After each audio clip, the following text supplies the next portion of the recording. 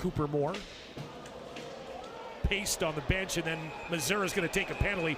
Gurham comes over and gives him a shot. Missoura's trying to get something here to take out of the game. Be ready to go here because these guys aren't against this, and here it is. Kuzma and Zahayski, that's something you don't expect to see. And I think Zahayski's gloves are still on here. So Kuzma, if they deem that a one-man fight, well then Kuzma doesn't have to bother to go to the island. He'll just keep with the team in Langley, and he can catch the second game in Langley of that weekend. Yaremko and Ravindal, two former teammates in Portland. You got to understand your opponent. I mean, this is going to be a gritty team. You know who they're coached by. So there's 30 seconds left. There's still things at play here as far as Red Deer's concerned. So you got to be a little bit aware of what's going on there. I think it would be pretty harsh to call that a one-man fight because, you know, there's a little bit of pushing and shoving and back and forth, and it didn't really turn into anything too outlandish. Got to hope the officials get in there a little more quickly, but it's easy from here. You know, Balson's tying up some other guys as well, so shot tipped on, and the save made by Simcoe. Rebound! Quick whistle from the referee, and the Oil Kings are angry. Calgary was going for that puck. Referee blew it down even though it wasn't covered, and that's what caused all of this here, Jeff. Yeah, very late whistle, and maybe shouldn't have been a whistle at all. The players, if they see it free, they're going to go for it, right?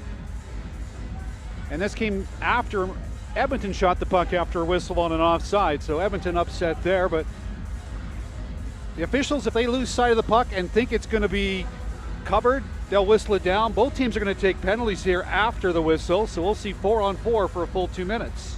Wilkie for Calgary, Sauchin for Edmonton, offsetting the puck. Uses D partner Ryan Michael.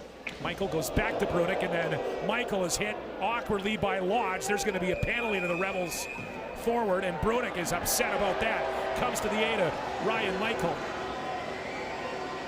And now we're going to have to see if there's more penalties to this. If you're Brunick, you got to be a little bit careful here.